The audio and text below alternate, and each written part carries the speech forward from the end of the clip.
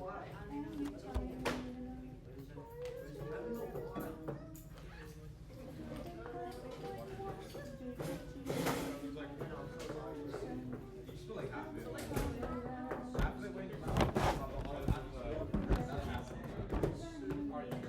right, we're about to join.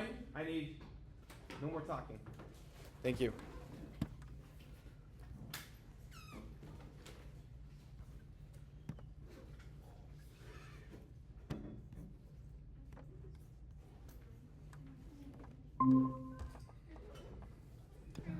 Hello, Miss Chloe Pederson.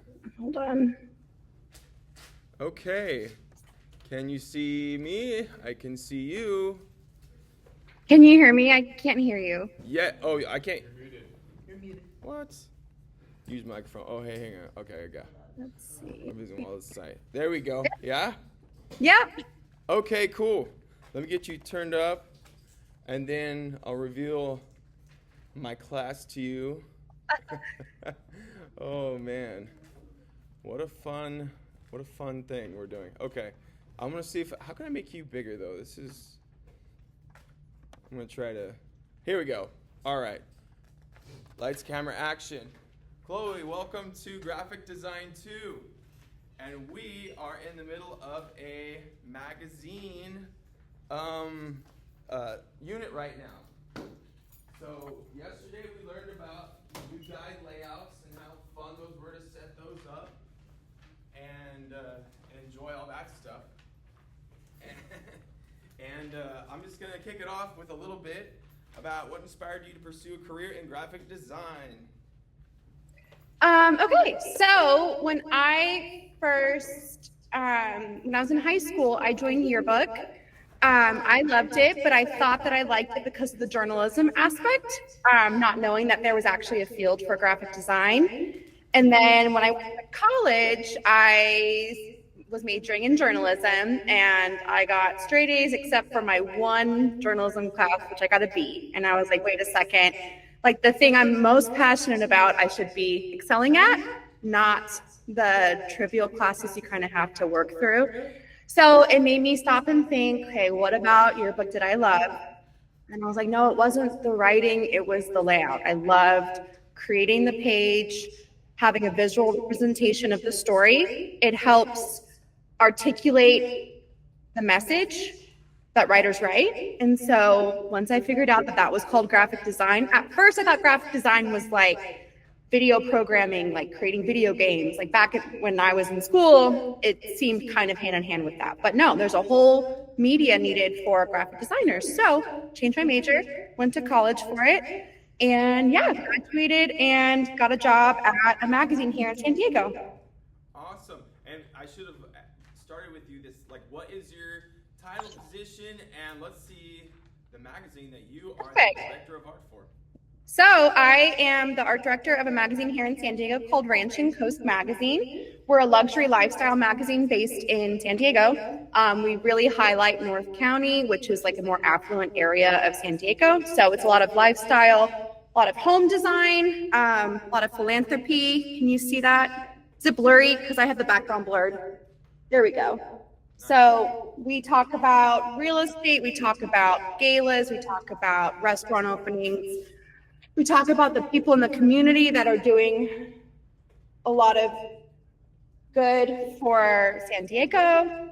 And yeah, and so it's my job to lay out every issue. All the layouts in here are basic to me. So you're in charge. You take the elements given to you from whoever's doing articles and stuff, and you're in charge of the layouts of all the Exactly, yeah. So I'm given the story from our writer, goes through our editors for proofing. I'm given the story, and then I'm given the photography. Either it's provided by, the client if we're writing about like a travel feature. Sometimes like the hotel that we're writing about will give us photos, or we'll have a photographer go out and take photos. So I'm given the article and the photography, and then I'm given the parameters. So sometimes we have an article that can be 5 pages. You have to get creative on how you're going to stretch out, copy to fit 5 pages with photography, or sometimes I'm given 1 page and I have to use 5 photos. So I'm like, okay, how do I make this work then? So yeah, it just depends on basically the parameters that I'm given and the content I'm given. And then from there, once I create, different layouts for different articles, I then lay out the final issue. And so this issue was our most recent. It was a big one, 132 pages.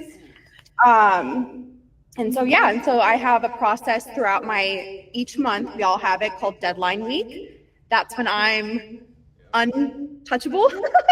Means I am just working nonstop on getting an issue to print. So yeah. Awesome.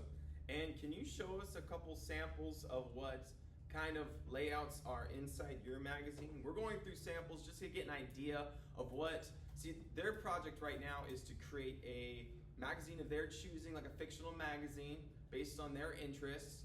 And we're trying to go through some layouts and just throwing some elements on a page to see what it would look like on an average page of their magazine. So, got it. Yeah. Okay. Yeah. So for our magazine, basically we have 2 different, I would call it, categories. One where we always talk about something. So we have different sections in the magazine that are dedicated to different topics. So we have a section called living, which is just home design, whatever. We have a section called indulge, which is about dining. It's about, fashion. It's about luxuries. And so those section headers, those section intros, they never change in terms of design. They are always the same. And it's one part of the magazine where it's nice to have consistency, because if you're throwing around different layouts, trying to get all creative, it can look messy. So let me show you some examples of intro, and then I'll show you some examples of some fun. Okay, so here's just one of the intro pages we had. Can you see that? Should I unblur? It's blurring it a little bit, but okay. Yeah. Let me see if I can unblur. I never use. Oh, here we go. Background. Okay, unblurred. Done. Okay, so this was a detour section. It's our travel section. So every time there's a intro to a new section, it will always be either a full image or a variation of full image with 2 columns of copy, the title, byline, and then the photo credits. So you'll see that there. And then let me see another example, just to compare. Let's see. Is this one it? Yeah, so then this is our live section, very similar. See, so it's like, it's good to have some consistency with layout in the magazine. Otherwise, you're just jumping around from layout to layout, font to font. It's going to look really messy. So you're saying for our main, if we had one section that was living and it held the style of a large image with a couple of copies of text, and a different, like a first page of a different section look completely different, they might not know that it's part of another new section, right? Yeah, so basically, sorry, I will answer your question, I promise. But in the beginning of each issue, we have our TOC, which dictates what you'll find in the book. Trying to find this one. And then that helps, our audience know, like, what to expect. Oh, yeah. But the intro page to each category is always the same. And that is just our editorial guideline, where we've established, like, this is an event that's coming up. These are the chairs of the gala. So it's very similar, but the photo couldn't go full bleed, so we had to adjust. We made it, white border, but the intro is always the same. But the pages following can be different. We have a thing called an upper folio, where it tells you what section you're in. And we also have these things we call carrots that help dictate the article's continuing. It's just 2 pointer marks that tell the reader, oh, the article doesn't end here. If you were to turn the page, you'd continue reading, basically. Yeah. So anyways, that's like our normal layout, but then here's some examples of some like more fun layouts I've done. This one was for architect in a town here called Cardiff. So the play on typography is really fun. Look at that. When you get some Inside is inside, and out is out. Yep. Yeah, love it. Yay, thank you. So yeah, and you turn the page, the feature continues. This one, I spoke to our writer. We had like a Zoom meeting about revision. She really wanted it to be photo heavy, but there is a lot of copy, so you have to make work do. She also wanted a pull quote. So I did a pull quote. Yes. And yeah, this page, I think this feature was 6 pages. So it's a bigger one. It's a bigger feature. A lot of times I don't get the luxury of having that much space, but it's nice when you do. And then here's another one, Supernatural. It's another design feature. So she really wanted the font to be very modern and natural, so which is why I used like a sand color for the natural part. That makes sense, yeah. And then so I mean, basically for like our layouts, we have, it's called an editorial guideline where or branding guidelines almost, where like we have dedicated fonts that we'll always use. But for the main features, we're able to have freedom, which is nice because that font is only used really in our main features. So it gives a little bit of variation, so it's not always cut and or step and repeat, but yeah. Very cool. Awesome. Thank you. Yeah. Does anyone have any questions at this point? The presentation. We'll give you guys time. Oh, go ahead, Nathaniel. You were talking about the 2 categories. Like you said, one category talks about everything, and then I didn't hear the second one. Oh, we have what am I trying to say? We have multiple what are they called? Sections. Is that what you're talking about? Like we have multiple sections where like the first page of that section will always look the same, and then the page following it will differ. It's just the section header is our way of creating continuity. So when our reader goes through our magazine, they understand that they're at a new point in the reading process. Like when you're reading about, dining, and then we move on to like philanthropy, we want our reader to know that they are done with dining. So that's why our section intros are always the same. It helps create continuity that helps our reader understand where they are in the process of, our magazine, basically. Is that what your question was? Yeah. Okay, good. Awesome. Does anyone else have any other questions at this point? Oh, go ahead. You were talking about deadlines, and I want to say, how many hours or days do you have to finish an article or something? Yeah, that's a good question. They're typically a week-long process, but the true deadline, crunch is, I would say, approximately 3 days. That's when I'll have probably around a week to get edit laid out and then placed in our final doc that I will then create PDFs to share with our editorial team, and as well also with our sales team, because the only reason we have a magazine is because we have ads. So sales team have to make sure that their ad is running, it's the right ad, and then place the wrong ad, or that they didn't send the wrong ad.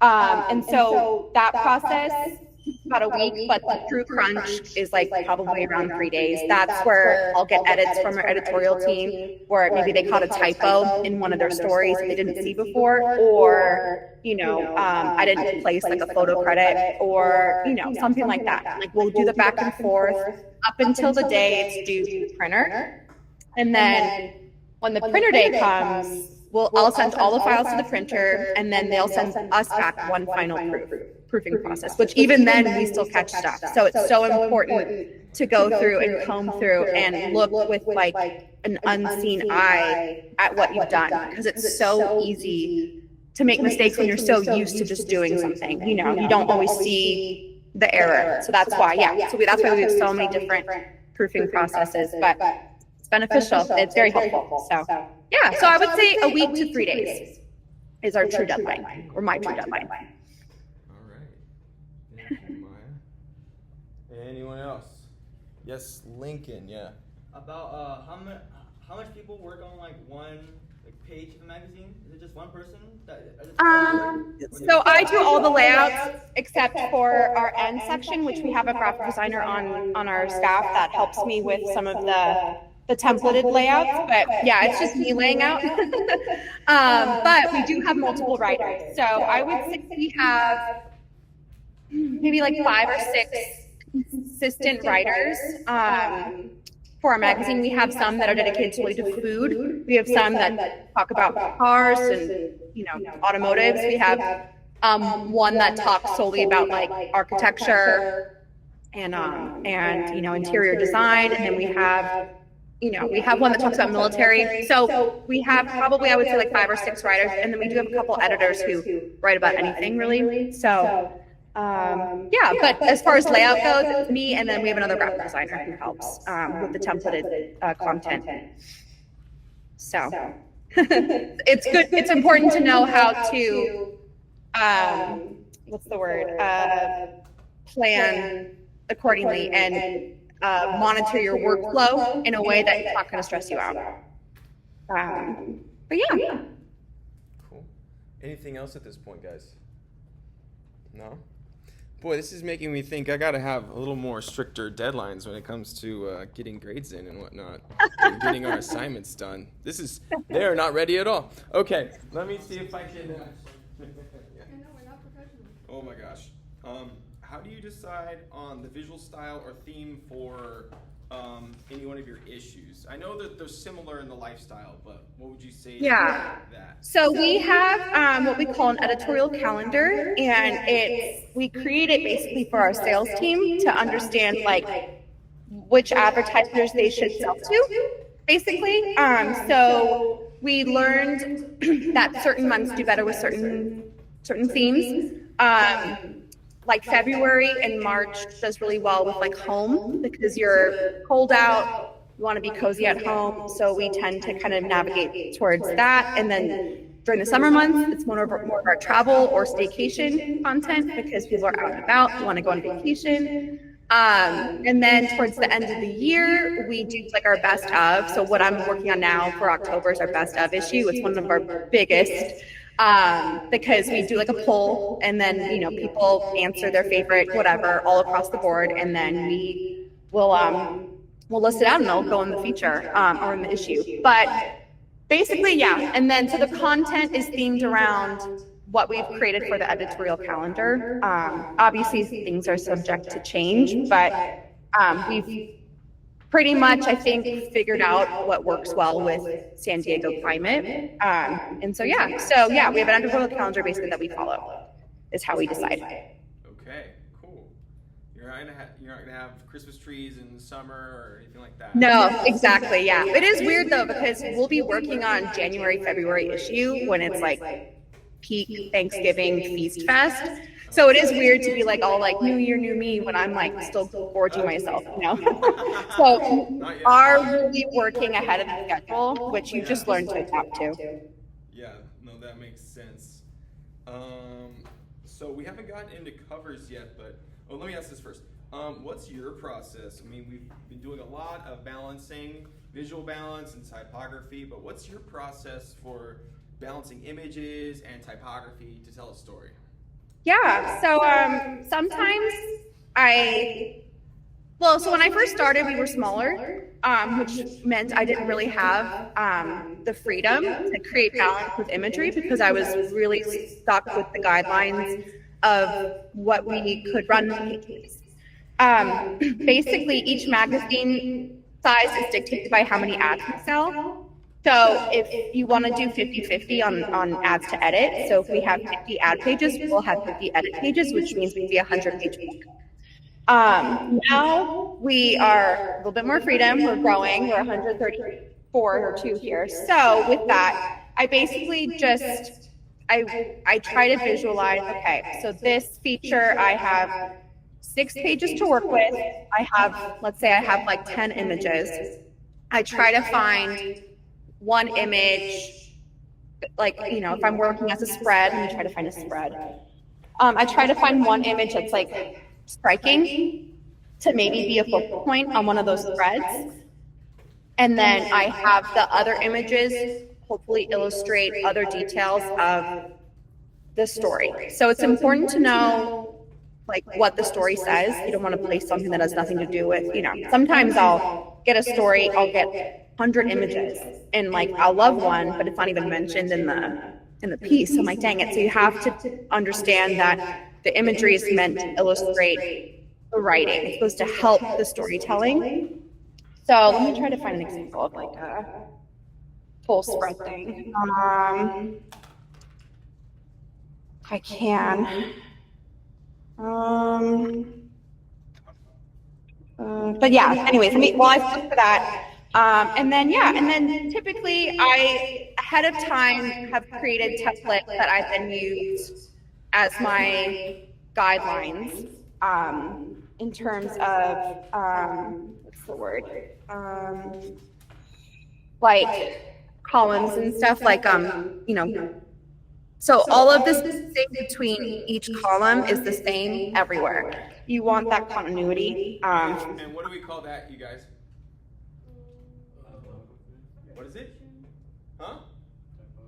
No, it's this. What'd you say? It was the space in between the columns, right? Yeah. Yeah. Gutters, yes. Yep. So yeah. So basically, the font for each feature is always the same.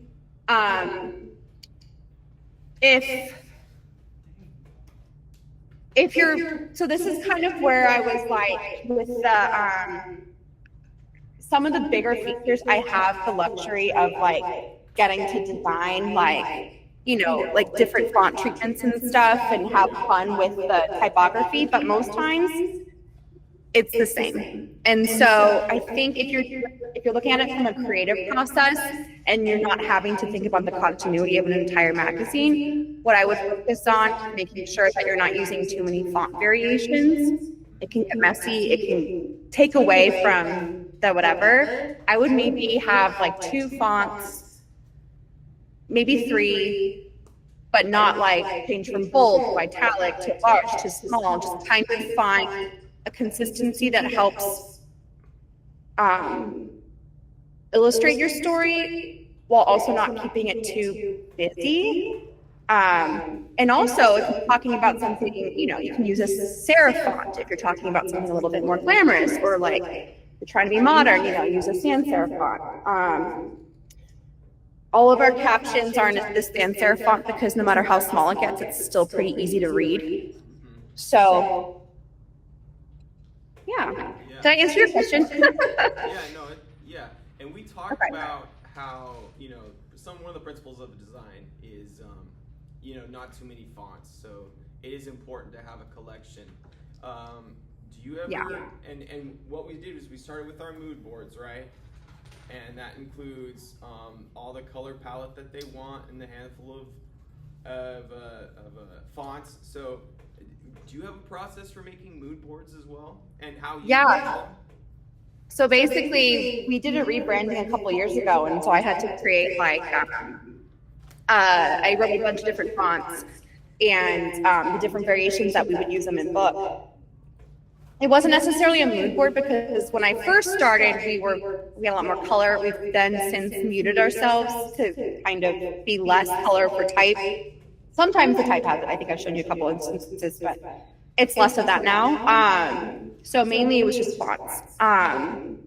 Because our audience is older. They're wealthy, but they're older, and they have a difficult time maybe reading without glasses. So we want to make sure that our, you know, fonts aren't too small. Some of our competitors have very small fonts, trying to fit a lot in. That's just not who we reach. So, and that's so important, and that's stuff we've all talked about too, is knowing your audience. When I showed them a website I designed for my dentist's office, I told about the different things I had to compromise due to who was coming to the site. instead of putting the contact information at the bottom, people were there just to see that telephone number. So I just splashed it across the top, and then Exactly. So Exactly. Your goal is to help navigate your audience to where they need to go. And if where they need to go is to contact the person, then you're going to make it easier to find. Totally. That's exactly it. So basically what I did I just basically opened up Illustrator, and I had like 12 different font options, different variations. We have a serif and sans serif that we use in tandem, so we wanted to make sure they complemented each other. So I think we did a Zoom similar to this, and I shared my screen, and we just kind of compared things until we finally found a system that we like. So yeah, but when I first started, there was a little bit more of that creative whatever, because we have more color, but we're kind of pulling it back on color with fonts, which works for us. In my personal life, I love color, so I would use color everywhere. But for a luxury lifestyle magazine, you're not going to need to have neon yellow everywhere. So. Yeah. Well, that's awesome. Do you guys have any questions at this point? Anything that you'd like to ask? Yes, Nathaniel, go ahead. Where do you do most of your work? Do you have like an office, or do you do it like So I do it at home. I used to work in an office, and then the pandemic hit. So we all started working from home, and then we just never went back. My office was like 45, 50 minutes north of me, which was a lot traffic-wise. And then I think once we realized we could do it, at home, we never went back to it. But yeah, I have a laptop that my work bought for me. I have Adobe on it, so I have Illustrator, Photoshop, and InDesign that I use mostly, and then Bridge as well. So I'll edit photos in Bridge, and then bring it into Photoshop and continue editing for color mainly in Bridge. And then like if I need to Photoshop anything out, sometimes like our publisher, the owner of the magazine, he hates seeing like vents in homes when we do like home features, so I'll have to Photoshop them out. It's just little quirks that you learn about your coworkers and the owner and whatnot, do preemptively. So yeah, so I'll Photoshop stuff in Photoshop, I'll save it. And then any font treatments for like, many of the main features, I'll do in Illustrator just because it's easier to use. You can vector the fonts, you can make them bigger, smaller, you have more room to work with it. And then all the layouts I do in InDesign. So that's where the final book is published. That's where I create a document for each category. So indulge, detour, connect, all those that I mentioned. I have a single document for each of those, and then once they're done, I'll copy and paste them into one big final doc. That way I'm not working from the final doc in case something goes weird and I lose a file. I'm not just totally done for. So yeah, I work from home though. That's awesome. Is your coworker around? What do you mean? Oh, the graphic designer? No, your helper. Oh no, he's upstairs sleeping. I have a cat. Bowie, no, wake him up. I know, he's sleeping. He's sleeping upstairs. Dang it, I would have loved to show him. That's awesome. Okay, so how has the role of, we're doing stuff meant for print, but how has it changed with the rise of digital media? And you may not have as much of this because, as you said, your audience is older, so they enjoy the print, right? Yeah, our audience is older, but we are having to learn to adapt to the times. So I think for us, we're pretty unique because we are part of, I want to say the HOA of certain zip codes that we cover. Our magazine comes with that zip code. So they get our magazine because they live in these affluent communities, which means our subscription base for an actual subscription is small, but our circulation is like 30,000, I want to say. So with that, we do not mind sharing our magazine for free online. Other magazines that rely for money from subscriptions would feel otherwise. So we created a digital version of our magazine that you can find on our website that then houses our magazine for free. And so most magazines, though, would have a paid subscription to access that digital issue, but we don't because of how our how we make money off the magazine is not through subscriptions, it's through ads. So yeah, and so we've also though had to adjust our social media footprint because things change and we need to be in the social media game. So we're just continuing to refine how we show up on social media. What it used to be 5 years from now is just totally different. So we try to highlight our editorial content on social, and then we do some paid partnerships with some of our clients who want like a social media bundle with their ads or their editorial inclusion. So yeah, we've created basic systems that add on different aspects so they can get the biggest bang for their bucks. They're not just paying for a print ad; they're paying for social coverage as well. All right, very cool. That's interesting. So, because of how yours is set up, it's not even about how much you charge per issue. It's because the sales you get through the ad revenue. So, so that's super important when we're doing our magazine layouts to really pay attention and to give credence to how you set up your ads on your page. So. Exactly. It really is. That's so cool. Yeah.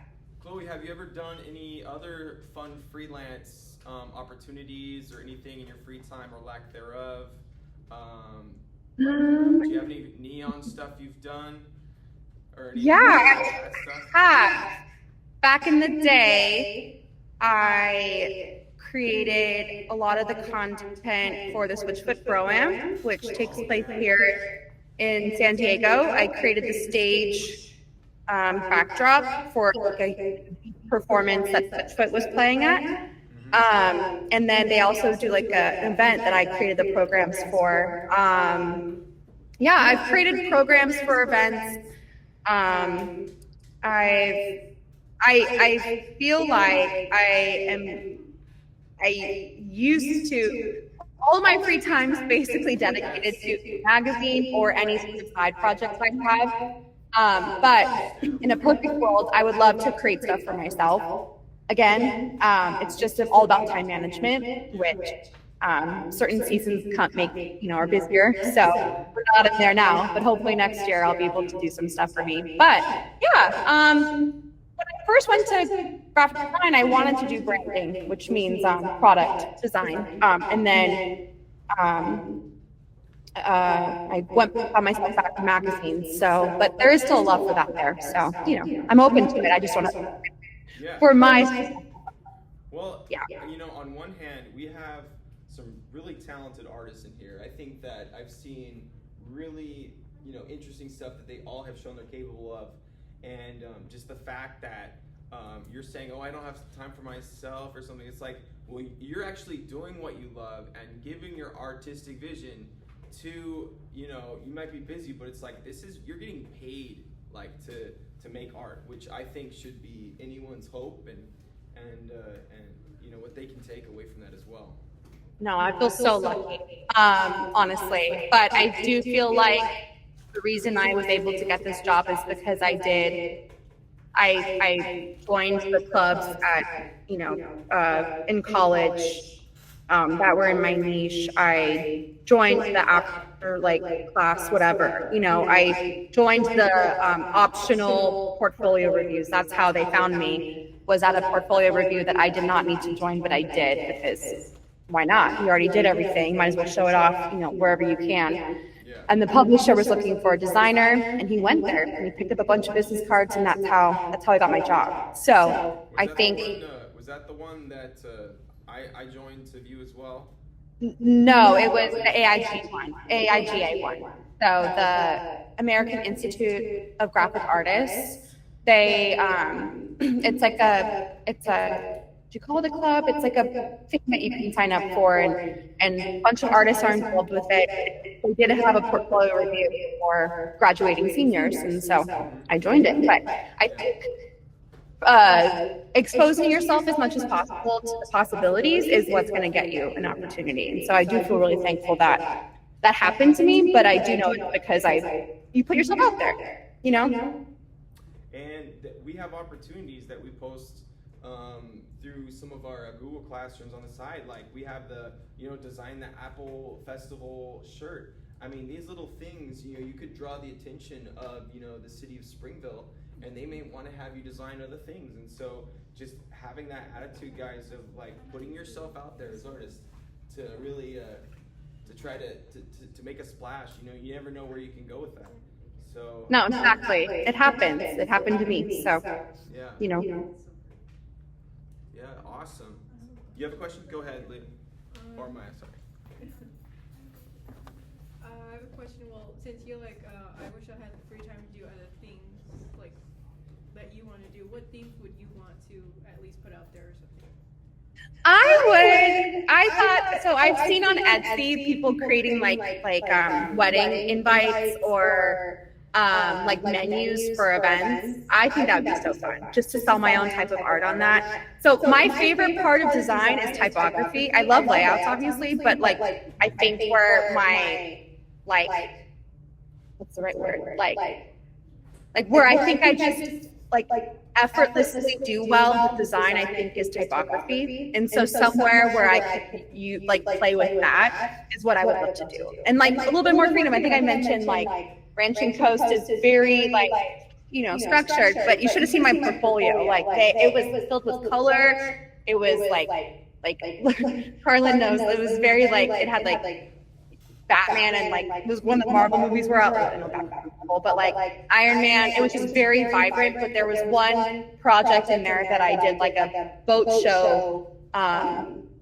event for like a boat show in Dana Point, where I created like the lanyards for it, I created the parking passes for it, I created the menus for it, and that's what Bob, the publisher of the magazine that I work for now, that's what he clung on to, and was like, if she can do this, she could, work for us, basically. And so, but my passion, I love typography, and there's not as much opportunity to do that. With magazines, obviously it's there, and I love it, but it's just fun to be able to play with stuff. So I think just more so doing something out of what I normally do would be fun. And I think things creating event menus or invites. I think I would do well with that, and I think it'd be fun. So that's what I would do on Etsy or something. That's like a future Chloe project when she gets behind. Yeah, one day, I was super jealous. I'm like, dang, Chloe got a job straight out of college. That must be nice. So that's awesome. And props to you. I forgot what I was gonna. So that one spread that you showed, it was the inside out. Did you design some of those splashes? Oh, I did all that. So, oh my gosh. So you're not just organizing layouts, you're creating all this. Oh no, I'm creating all of this. So I did the typography for this. Yeah, I laid out this whole feature. So I chose the font for this. We wanted it to fit nicely while also, not going on the edge of the roof. So I think I had to Photoshop in some height to the photo to make it fit. And you also have to account for the gutter. So the U, I had to stretch out a bit to accommodate, since the spine is so thick, it's going to take away page. So you have to, So So this is, I did the font, the, whatever, Photoshopping, So that's awesome. These are all mine, which I'm very proud of, but yes. Yes, as you should be. One quick thing, what do we guys got? Do you have to 2:45? Okay. Did you see? What did you think of the MTA logo? I asked him. I loved it. You didn't like it. You loved it. Okay, thank you. See, I liked it. Yes. I do think I think that sometimes when something's new, it's hard to adjust to. And I know that there might be some, it's unfamiliar and it feels foreign, and maybe people don't gravitate towards it. But I liked it a lot. I like the color. I like the fact that there's a nice gap of yellow in between the edges of the triangle in that A. Oh yeah. Because you don't want things too tight; it creates tension, as they say. Yeah. But the one thing I would say maybe is and it's tough because you're stacking the type, right? So multimedia technology stacks beautifully, but academy is a shorter word. So it's how do you keep that stacked without, creating the extra space in between academies, but I love it. I think it looks great. Now you're a big typography. What do you think about the typography of that design? I like it. I do. That's the kind of font that I like gravitate towards. It is tough because sometimes the L's and the T's and the I's are and the D, like the height is a little long. So it adds like a, which you can't really avoid with type that, has long extenders. But I think it's modern. I like sans serif fonts. What's some advice that you would have for our class here? And we got juniors. They're gonna have one more class next year as well, getting their portfolios nice and awesome before moving on. What would you say right now to them to inspire, to maybe some advice? I would say take the opportunity. Like if it's presented to you, like take it. Like don't think. Like even if you think it's beneath you, take it. Literally. It's exposure that's going to get you the opportunity to even do anything that you want to do, especially if you want to do it in this kind of world. I think freelance is a great option too to help build your resume. In the beginning, it might be tough to get like paid freelance, but just know that like building a resume is important. Absolutely. Give some free stationery kits or social media stuff to any business, and then you can add that to your portfolio and just say, look what I did for this business, and they're using it right now. Literally though. Yeah. Guys, go ahead, Nathan. What type of degree do you have? If you went to college? I have what do I do? Bachelor's degree in graphic design with the focus in, it was supposed to be branding, but lo and behold, I went back to magazines. So yeah, and then I think I had a minor in something, but I can't remember now. Was it journalism? God. No, I totally stepped away from journalism. Okay. It might have been a sub-branch of design. It might have been actually magazine layout. I'll have to look at it. But yeah, so my major is in graphic design, with a focus in branding. Which does your class know what branding is? Yeah. Okay. Refresh my memory. I'm a professional in this, but tell me what it is. Branding is like, as a definition, yeah. Like Trader Joe's, like, okay. Like how they package, like this, how it says the blank card. It's just, that's the stupidest example I could find. But you know what I mean? Like both headphones box, the box that both headphones come in, or, like this. Here's a tote for Ranch and Coast. That's branding. Cool, yeah. So, anyways, but yeah, so I wanted to do branding. I wanted to create content. I wanted to work for Vans shoes, like create the cool shoe boxes that Vans is, like Warped Tour, the backgrounds of the stages, like this presenting sponsor, like banners, like that's what I wanted to do. And so it was cool when I got to do the Switchfoot stuff. I basically got to live out my little dream in that. Yeah, that's awesome. Okay, let's cry. Who knows the band Switchfoot? See? Look at this. Isn't that sad?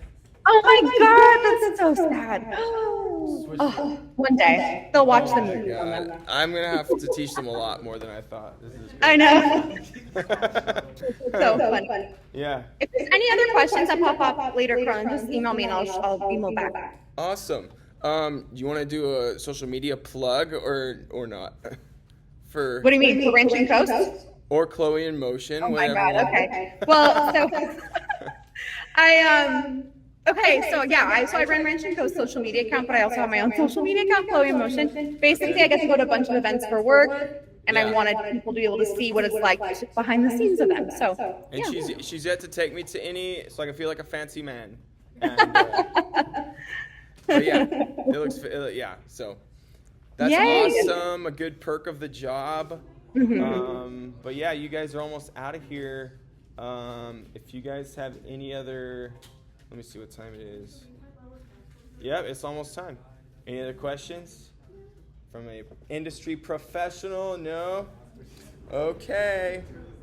Well then, Awesome. Chloe, Thank you, everyone. it's been super fun. This We're was gonna great. yes, it was. Oh, there we go. All right. Bye, Chloe. Hey, bye, Carlin. Bye, everyone. Thank you. Guys, say thank you. All right. All right, lady. Yes.